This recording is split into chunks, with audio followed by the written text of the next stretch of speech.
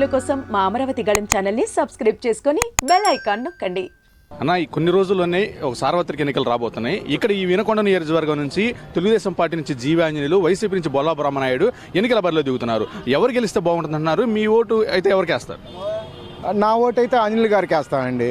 ఎందుకంటే ఇక్కడ కాదు, ఎప్పటి నుంచి చూసినా కానీ గత 3 తరాలుగా 3 సార్లు కూడా జీవి ఆంజనేయులు గారు పోటీ చేశారు. అంతకుముందు వాళ్ళ సతీమణి గారు పోటీ చేశారు. అయితే ఒక్క రూపాయి కూడా ఎక్కడా కూడా అవినీతి లేదు. అది ఫస్ట్ పాయింట్.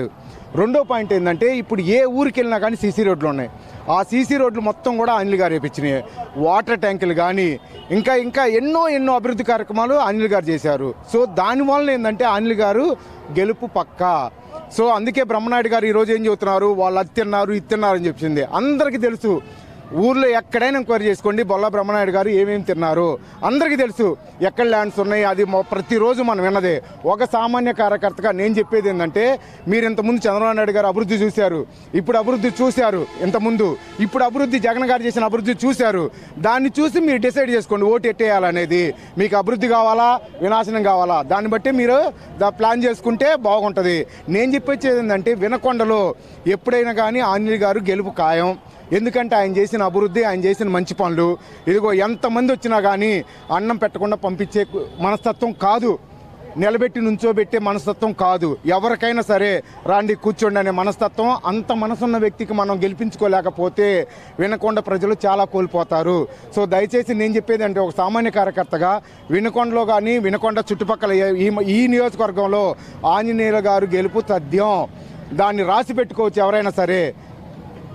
అయితే వైసీపీ ప్రభుత్వం అధికారంలోకి వచ్చిన తర్వాత ప్రవేశపెట్టిన సంక్షేమ పథకాలు జగన్మోహన్ రెడ్డిని చూసే మాకు ఓటేస్తారని కూడా వైసీపీ వాళ్ళు అంటున్నారు. ఓకే అండి, వైసీపీ గవర్నమెంట్ చేసిన సంక్షేమ పథకాలు అన్నారు. ఇప్పుడు చంద్రబాబు నాయుడుకి ఇచ్చిన పథకాలు, ఇప్పుడు నాకు ఒక ఛాన్స్ అన్నాడు, సంక్షేమ అమ్మఒడి అన్నాడు. ఎక్కడి నుంచి 15,000 నుంచి స్టార్ట్ చేసిండు, 13,000 దాకా వచ్చిండు. తర్వాత రైతు భరోసా అన్నాడు, 15,000 నుంచి 12,000కి వచ్చిండు. ఇద్దరికి ఇస్తా అన్నాడు. మొత్తం మందు అంతా బ్యాన్ చేసిన తర్వాత నేను ఓటు అడుగుతా అన్నాడు. ఇప్పుడు ప్రతి ఒక్కరు కూడా అదే అడుగుతుంది. నువ్వు మందు బ్యాన్ చేసావా, ఓటు అడిగావా? మందు బ్యాన్ చేసావా, ఓటు అడిగావా? లేదు. మందు అయితే విచ్చలవిడిగా నడుస్తుంది. దానికేం సమాధానం చెప్తారు మీరు? నేను మొత్తం మందు బ్యాన్ చేసిన తర్వాత వస్తా అండు. ఇప్పుడు చంద్రబాబు నాయుడు పెట్టారు సూపర్ 6 పథకం, 3 సిలిండర్లు, 15,000 రూపాయలు. ప్రతి మహిళకి ఎంతమంది విద్యార్థులు చదువుకుంటే అంతమందికి 15,000 రూపాయలు ఇస్తా అండు. 3 చదువుకుంటే 3కి ఇస్తా అండు, 4 చదువుకుంటే 4కి ఇస్తా అండు. 20 లక్షలకు పైగా ఉద్యోగాలు ఇస్తా అన్నాడు. నిరుద్యోగ భృతి కింద 3,000 ఇస్తా అన్నాడు. ఎన్ని పథకాలు కావా? ఇంతకుముందు ఎస్టీ కార్పొరేషన్కి ఎన్ని నిధులు అయితే పెట్టాడో మొత్తం క్యాన్సిల్ అయిపోయినాయి. ఇప్పుడు మళ్ళీ అయ్యే నిధులు తీసుకురావడానికి చాలా ఛాన్స్ ఉంది. స్వర్ణాంధ్రప్రదేశ్గా తీర్చిదిద్దడానికి చంద్రబాబు నాయుడు ఆహార్నిశలు కృషి చేస్తున్నాడు. దానికి అనుగుణంగానే మనం అందరం ఆయన్ని గెలిపించుకోవాల్సిందిగా కోరుచున్నాం. అయితే ఈ 5 సంవత్సరాల్లో ఈ పల్నాడు ఏరియాలో కూడా చాలా దౌర్జన్యాలు జరిగినాయి. ఒక విగ్రహాలను కూడా పగలగొట్టి ఒక విద్వేషాలను కూడా రెచ్చగొట్టారంటున్నారు. ఏం చెప్తారు? ఏమండి, ఒకటండి, ఇప్పుడు ఆల్రెడీ నడిగడ్డ ఉంది. మొన్న ఆల్రెడీ మీరు కొన్ని వీడియోస్ చూసుంటారు. టీడీపీ కార్యకర్తకి 2 ఎకరాలు మిరపదోటండి. ఎంత కాయకష్టం చేసుకొని అంటాడు. దాదాపుగా కాపుకొచ్చిన పంటని నాశనం చేశారు. జెండా అయితే పాతేశారు. కొన్ని అయితే ఇల్లు కూల్చేశారు. కొంతమంది మీద క్రిమినల్ కేసులు పెట్టారు. ఎందుకు ఇదన్నీ అవసరం ఏముంది? ఇప్పుడు నువ్వు గెలిచావు, మంచి పనులు చేయి, అందరూ ఒప్పుకుంటారు కదా. నువ్వు ఏ మంచి పనులు చేసావు తెలిసింది కదా. ఇదిగో ఈ రోడ్డు వేసావు చూపించు, లేదా ఈ ట్యాంక్ కట్టావు చూపించు, లేదా ఇదిగో ఈ అభివృద్ధి చేశాను చూపించు. ఏదో బటన్ బటన్ ఎవరైనా నొక్కుతారండి. బటన్ నొక్కడం పెద్ద మ్యాటర్ కాదు. లక్షల కోట్లు అప్పు తెచ్చి బటన్ నొక్కడం ఏముంది? సామాన్య కార్యకర్త అయినా బటన్ నొక్కుతాడు. ఎలా తీసుకురావాలి, సంపద ఎలా సృష్టించాలి, దాన్ని బేస్ చేసుకుంటే ప్రతి ఒక్కరికి అర్థమవుతుంది. అయితే మొత్తం మీద ఇక్కడ వినుకొండలో మొత్తానికి జీవి ఆంజనేయులు గారి గెలుపు పక్కా అనుకోవచ్చు.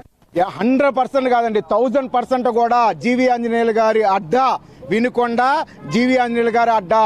దాన్ని ఎవరు ఆపలేరు. Okay sir, thank you. ఏదైనా కొన్ని రోజుల్లోనే ఎన్నికలు సమీపించబోతున్నాయి. అయితే ఇక్కడ వినుకొండ నియోజకవర్గంలో తెలుగుదేశం పార్టీ నుంచి జీవి ఆంజనేయులు, వైసీపీ నుంచి బొల్లా బ్రహ్మనాయుడు పోటీలో దిగనున్నారు. ఎవరు గెలిస్తే బాగుంటుంది అనుకున్నారు? మీ ఓటు అయితే ఎవరికి వేస్తారు? మేము ఓటైతే ఆంజనేయులు గారికి వేస్తాం, జీవి ఆంజనేయులు గారికి. బొల్లా బ్రహ్మనాయుడు ఊరక డప్పా మాటలు చెప్పడం కానీ చేసిన అభివృద్ధి లేదు. ఏ ఊరికి వెళ్ళినా రోడ్లు అనేది పోసింది లేదు. ఇప్పటికీ ఆంజనేయులు గారు పోసిన రోడ్లు సైడ్ కాలం కట్టడం జరగాల. అందువల్ల అభివృద్ధి అనేది జరిగింది ఆంజనేయులు గారి టైంలోనే. 2014 నుంచి 19 దాకా ప్రతి పంచాయతీకి మినిమం 30 నుంచి ₹1 కోటి వరకు జరిగిన ఒక్కొక్క పంచాయతీకి. ఇతను వచ్చిన తర్వాత ఒక సీసీ రోడ్లు పోసిన దాఖలాలు. అందువల్ల ఆంజనేయులు గారు గెలిస్తేనే బాగుంటుంది. ఆంజనేయులు గారికి మా ఓట్లు వేస్తాం. ఇక్కడ ఈ నియోజకవర్గంలో ఉన్న ప్రధాన సమస్యలు ఏంటంటే నేను చెబుతావు ఏదైనా మా ఇక్కడ ఉన్నటువంటి మొట్టమొదటి ప్రధాన సమస్య వినుకొండకి తాగునీటి సమస్య, చుట్టూ ఉన్న పల్లెటూర్లకి తాగునీటి సమస్య. ఆ తాగునీటి సమస్యని ఉన్నాళ్ళుగా 5 ఏళ్ళుగా ఉన్నటువంటి ఎమ్మెల్యే బొల్లా బ్రహ్మనాయుడు ఏం పరిష్కరించలేదంట. ఎక్కడా పరిష్కరించిన దాఖలాలు లేవు. ఏదో పిలిచారు, కాంట్రాక్టర్లు వచ్చారు, లోపల పైపులు వేశారు, వాటికి నీళ్ళు వస్తేనే రావట్లేదు, పట్టించుకున్న దాఖలాలు లేవు. పైపులు మాత్రం వేశారు, అది తక్కువ రకం పైపులు తెచ్చి వేశారు, అన్నీ అక్కడ పగిలిపోయినాయి. నీళ్ళు ఎక్కడా వదిలిన దాఖలాలు అయితే లేవు. గతంలో తెలుగుదేశం ప్రభుత్వ హయాంలో జీవాంజలి గారు ఎమ్మెల్యేగా ఉన్నప్పుడు ఆయన పాలన చూశారు, ఇప్పుడు బొల్లా బ్రహ్మనాయుడు పాలన చూశారు. ఏ పాలన బాగుందంటే ఏం చెప్తారు? ఆంజనేయులు గారి పాలనే బాగుంది. బ్రహ్మనాయుడు కార్యకర్తలను కూడా విశ్వసించడు. నోటికి ఏ మాట వచ్చింది అర్థం కాదు, ఆ విధంగా మాట్లాడతాడు అతను. అందువల్ల ఆంజనేయులు గారు ఎవరినైనా సరే గౌరవంగా పలకరిస్తాడు, గౌరవంగా చూస్తాడు. బ్రహ్మనాయుడు కూడా ఆ లక్షణం అనేది లేదు. అది అయితే రేపు ఇక్కడ విజయబావుట ఎగరేస్తారంట. ఆంజనేయులు గారు కన్ఫామ్గా విజయబావుట ఎగరేస్తారు.